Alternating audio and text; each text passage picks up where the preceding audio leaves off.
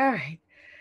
Hey, everybody. This is Petra Monica with the Rebel Stand. And with me, I have Yvonne McCoy, who is a women's business strategist. She helps women elegantly navigate time and talents to align and maximize their personal and professional life impact.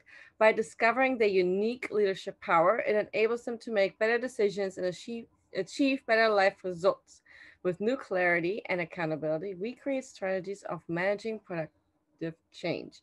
Yvonne earned an MBA from the Wharton Business School and is a corporate business coaching program graduate. She is a wife, mother, and a chocolate Labrador parent. Welcome to the conversation. Sorry, for a foreigner, sometimes this is a mouthful. Yes, yes. So, yes, I am happy to be here. I am happy to be here. I'm glad you're here too. So we're going to go right in. So tell us about yourself, a little bit of background, how you got started, and how you got where you are today.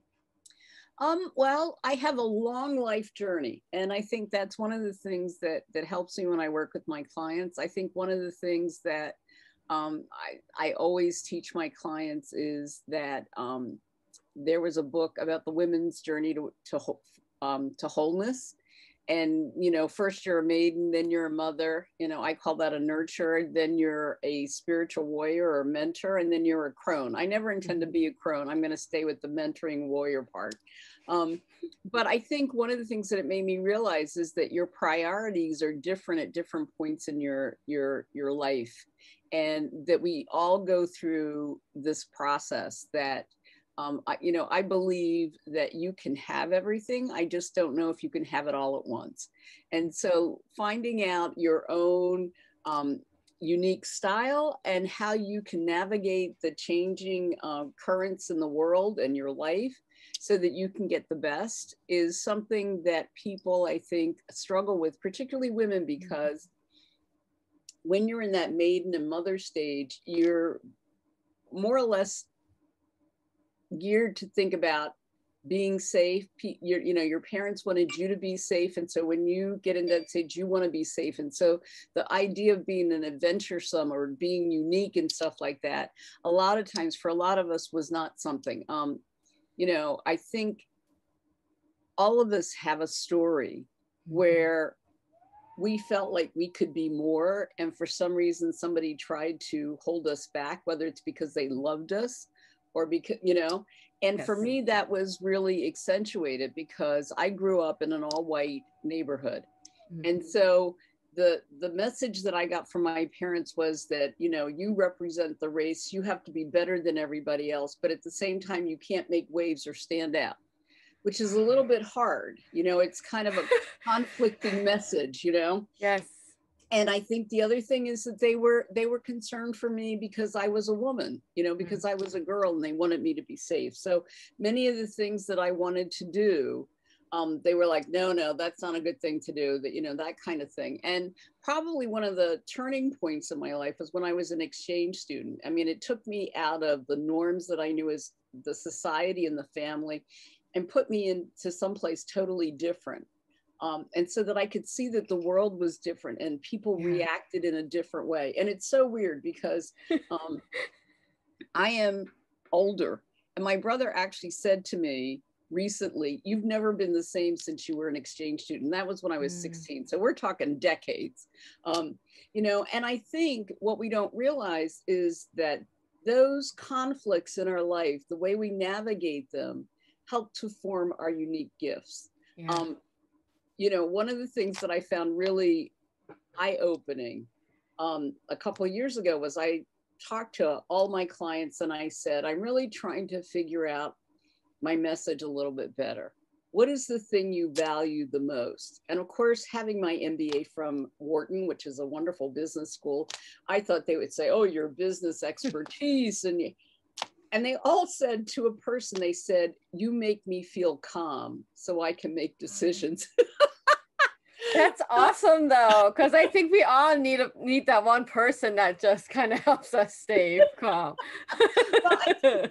And so one of the things that I learned is there's what I call the conventional limiting cycle. You know, we are faced with decisions, but before the decisions, we have our beliefs, we have our thoughts, and we have our emotions, which are kind of under the surface and they're subconscious. And Yeah. so we don't think about them, but we kind of start from, I'm not good enough, or can I really do this? You know, we have these beliefs that, you know, I can't be as much as somebody wants us to be. And so the emotions rise up where we have self-doubt and, you know, we get a knot in our stomach. So when we actually consciously come to the decision, what we do is go, I want to make a safe decision. I want to make a decision I can actually get results from. So we make a small decision, we take small actions, and we get results that we're not satisfied with. And we're left with that feeling of, I could have done better. I could have done more.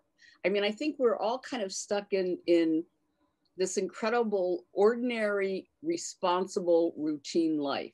It's not that we're not good at what we do. We're probably very good at what we do, but part of that is because we never come out of that routine into what our unique genius is.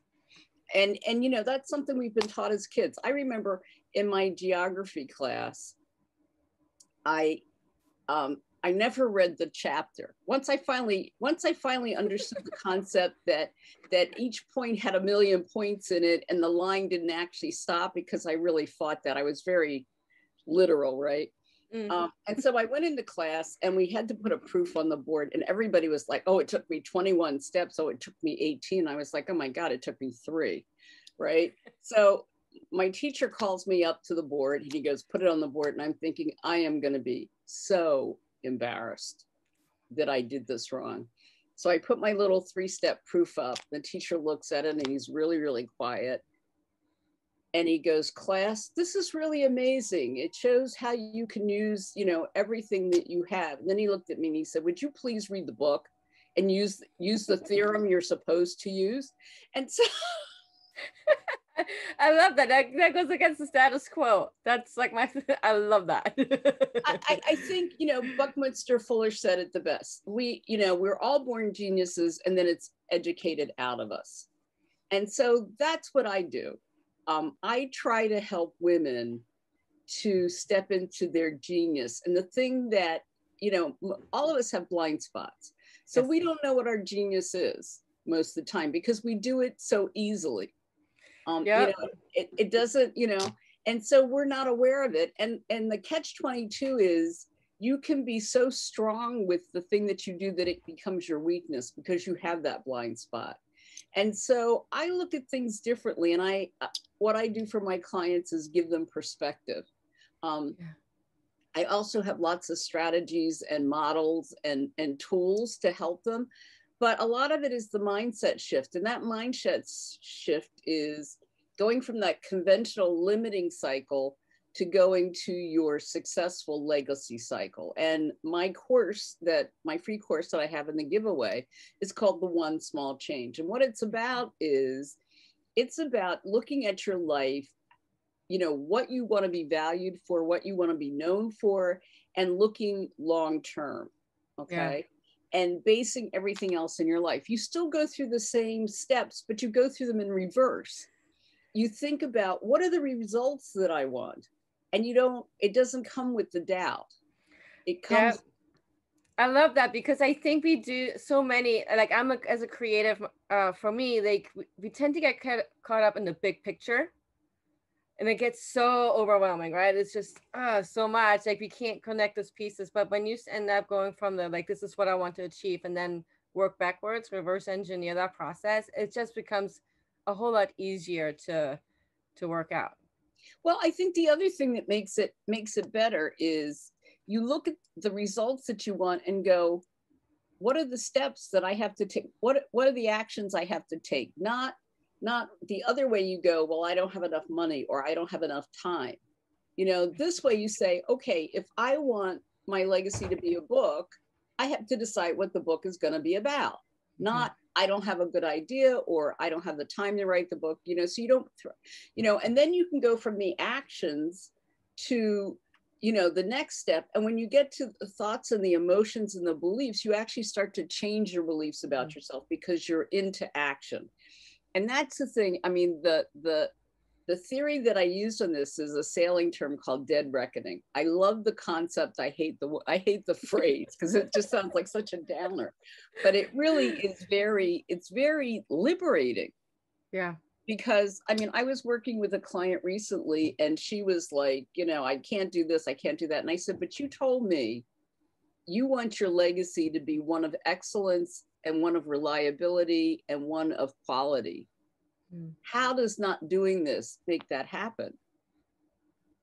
And, you know, it really is, you have to say to yourself, well, wait, it doesn't. Right. You know, how true am I being to myself? And I've actually, it's interesting because for years, what I work with is helping people figure out their legacy, the impact that they want to have, whether they want to be an empowered practitioner or an empowered business. And then we look at the things that they need, the logistics, the strategies, the tools. I have always worked with logistics, the strategies and tools, and tried to roll the boulder up the hill into impact. And we never got out of the trenches. I mean, it was like day to day, you know, just took us into, you know, from one chaos to the next. And so, you know, the dead reckoning, I tell people, it's kind of like the GPS for your life. You know, it's like, this is where I want to end up. And, you know, these are the decisions and the turns that I need to make to get there, even if I'm off course. So part of what happens in this is learning to deal with failure. I mean, learning how to deal with change. This was like a really big thing for me because I was very resistant to change. It's like, I do this well. I don't want to go out of the zone. Because I looked at it as a binary choice, that it was either success or failure. What I learned is it's action, failure, and then success. Failure is part of success because you don't succeed unless you do something you've never done before. And so into, you know, when you do something that you have to change there, you know, we think of change as being like the new beginning. But really, you have to make room for change. You have to end something before you can change. It's kind of like shifting from, you know, in a car, you can't go from, you know, reverse to forward without going through neutral, except this is not neutral. This is the opposite. Right. This is the opposite. You're going. I call it the push-pull. Okay. So you're trying to push through to something new, but you're being pulled back to what you know. And, you know, I use a lot of little phrases that help me through the rough spots to keep me motivated. So one of them is, you know, when you're in the push-pull, you're miserable, you're just discombobulated. And I always go, if I'm this miserable, I must be making a great change. I must be doing something that I've never done. I love that. I love that. That is so good because I think we get caught up in like, oh, it's failing, where we did something wrong. Like we get caught up in that thought. So I just absolutely love that. I was like, oh no, maybe this is the right thing to do.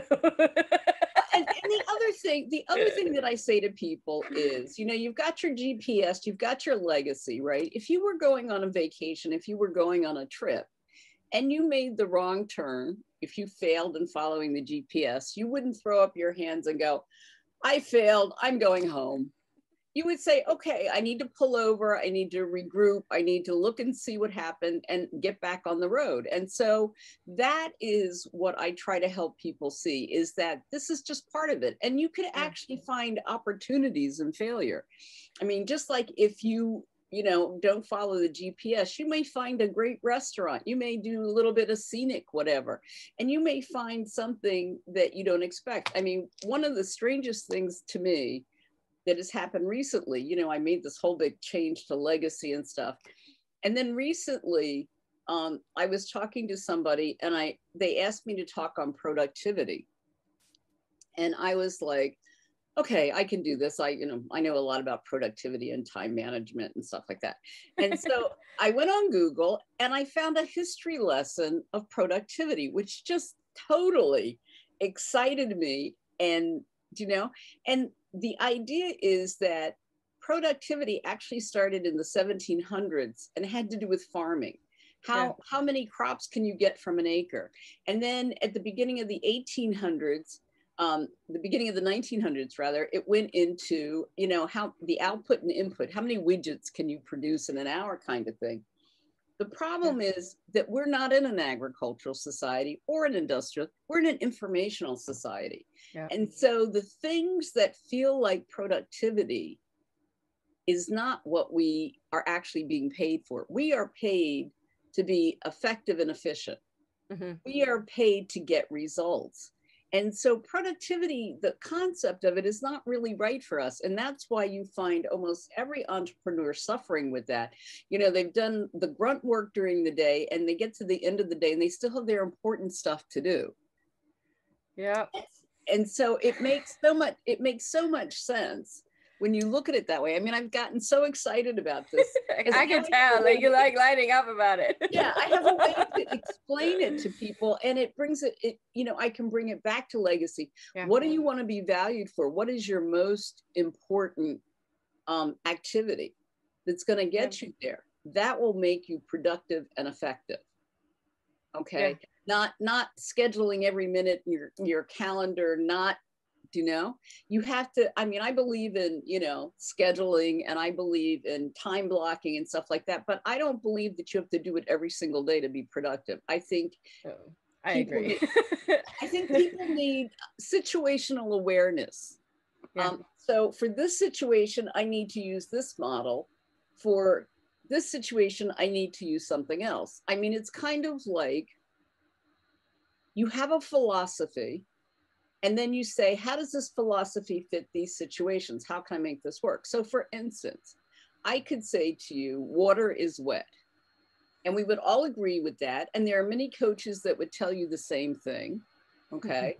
But some coaches are gonna tell you how to drink water for your health. Some coaches are going to teach you how to swim in water. Some coaches are gonna teach you how to, I don't know, bathe, do you know? And so that's what it's really about. It's about looking at a philosophy that works, that, you know, you can customize to your life. And I think too many people say, you have to do this, right? And when it doesn't work, you feel worse than when you got started. Typically what I say to people is, tell me what's working. Mm-hmm. Let's how we can apply this in other situations. Tell me what didn't work and let's see how we can adjust that. So that's really important because people who are building their businesses are encountering so many new situations. So you might be a solopreneur and suddenly you've gotten big enough that you can afford to either hire somebody or get somebody that's a contractor. And suddenly you have to learn how to delegate that work in a way that makes sense. Yep. Okay. And you know, most people think of delegation as I take this off my plate and I just give it to somebody. That never works. Okay. There's I'm like, a whole nope. process. There's a whole process to delegation, and delegation is really training. You're really investing in that relationship so that it works well. I always like to think of it as like, as a parent, like I'm delegating to my kids, you know what I mean? Like I always reference it that way because that makes more sense to me, except that your parent and kid relationship might be a little different than your contractor relationship, but it's the same process. You're like, what was that? I'm not the maid in my house, so I'm going to share the responsibility. And when you build a team, I feel like you're sharing the responsibility. And I'm glad you brought that up, because the other thing that I do is say that the strategies that you use in your business should also be strategies you can use in your life. Yep. Right? Because then you've got one strategy that you get really good at. Right? Instead of having a strategy that's outside your front door and a strategy that's inside your front door. And it's interesting because in terms of productivity, it doesn't matter where you delegate it, whether you delegate it in your stuff in your personal life so you have more time, or whether you delegate it in your business and you have more time. Do you know, it can, you know, or it can be both.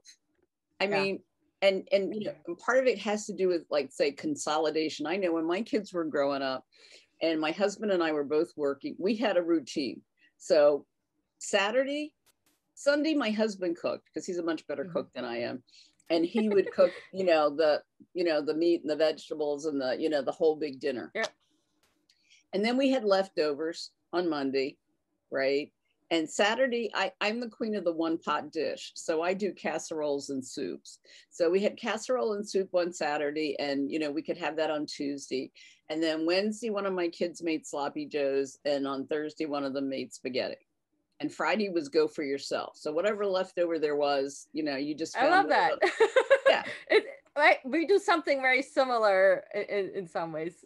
I don't cook on Fridays. That's literally like, I don't cook on Fridays, period. So, but the point of it was a routine. And eventually the kids got, so for, 2 years we had sloppy joes on Wednesday and spaghetti, but I didn't have to do it. Mm-hmm. And at a certain point they got so they could cook other things.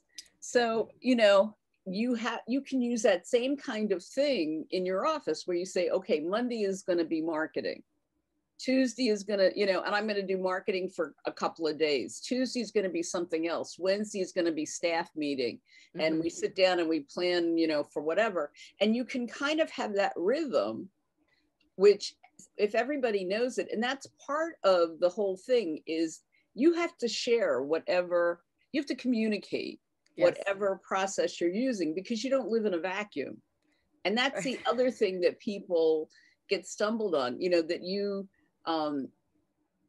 think, I'm going to make a change and I'm going to do it this way, but you don't tell anybody else. And so you have conflict and miscommunication. Gotta tell people. Right. I mean, it sounds, just us talking, it makes a lot of sense, but in reality, we don't think about it. Yeah. So, I think of what I do is partnering with people as their businesses grow to help them grow and scale up. And it's, part of it is business stuff and part of it is, personal development and having a different perspective about what's mm-hmm. going on. And I guess the last thing I would say is, not the last, because I'm never out of stuff to say, but I believe if you can't remember it, you can't use it. I mean, I know when I worked in corporate, I went to lots of trainings and I would find an idea that I thought was really good and go, oh, this is really good, right? And then when I needed it, I didn't know what binder it was in. Mm-hmm. So it was like, I couldn't find it. And so I come up with a lot of acronyms to help people to remember. So one of them is STEPS. And so STEPS stands for stop and think about what's going right, because we catastrophize. Yes, so very much. We look at a situation and we go, oh my God, I haven't done it, but if you look at it, half the time you're like more than 50% finished, or, mm-hmm. you're better off than you thought. T is think about ideally how you would like it to be. So, if you could have it any way you wanted to, what would it be like? E is evaluate what you need to do to get to your ideal or get as close as you possibly can and plan. Now, typically what happens is we say, I need to do something. I need to jump into action. And so, once we get to the planning part, we really don't actually need the other steps, because, it's really getting in a positive mindset. Yeah. But P is proceed proactively. And that's kind of where the GPS comes in, because you never can go in a straight line. I mean, nope. When you wake up in the morning and you say, I'm going to do this, at the end of the day, your day is not the way you envisioned it. I mean, and that's a given, Yeah. One of the other things I say is it's not if it's going to change, but when it's going to change, mm-hmm. And then S is success. And success is not that you finished something, but that you made progress on it, that you moved it further ahead. I love that, because I think we get caught up. Well, yeah, collectively, we get caught up in the success, in the definition and the meaning, and take on other people's meaning of the word success. You know what I mean? Like other people have an idea and they're like, oh, that's what we're striving for. And that's not, so I love that one so much more. I feel like a lot of the things I learned from losing weight. At one point I weighed 440 pounds and I was homebound. And what happened to me was, I mean, I'd had a lot of business experience by then, but what happened was my first grandchild was on its way. And actually two things happened, but I thought to myself, I want to be a good grandmother. My grandmother, I jokingly say, was 5'5", and I don't remember her without an apron on in the kitchen. And I didn't want to be that kind of grandmother. I wanted to be the kind of grandmother that I could take my kids to the park and I could take them to the shore or whatever. And so that was the beginning. It was like, I need to do something different. And then the other thing that happened is I was walking with my father and my aunt, and they were 25 or 30, years older than I was, and I couldn't keep up. Yeah. And I have longevity in my family. And I thought, I have a choice. I can spend the next 30 years on a couch, or I can do something different. And so that was the beginning of learning a lot of things about change. I eventually lost 200 pounds. I didn't. I mean, come on, let's celebrate that. Yes, I did not do it fast. It took me 15 years to do it. Right. Well, that's why I said it's important to take a look and say, did you make progress? Yeah. Because I learned a lot of other things along the way.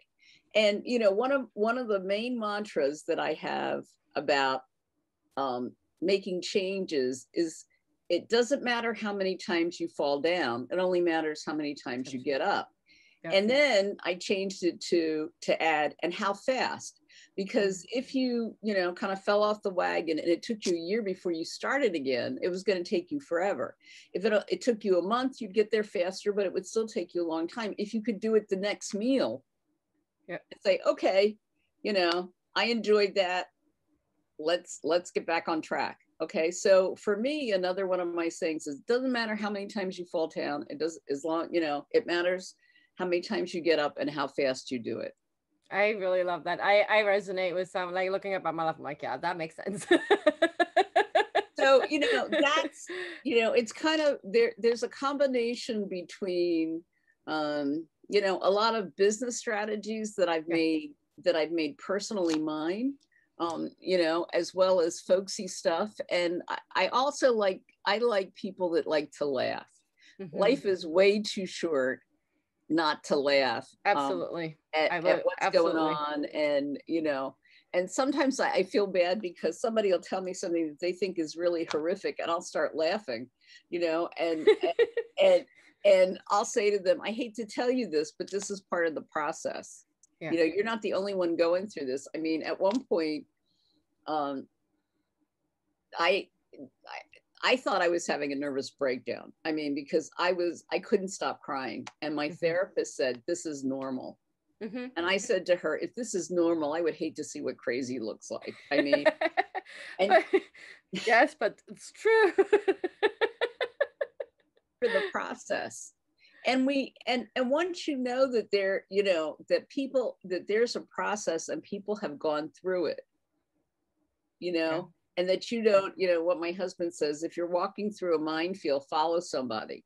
So if you have to go through the minefield and somebody can kind of give you some, some perspective, like, don't step here, do this, you don't have to learn this from scratch, here's an idea, how can you make it yours?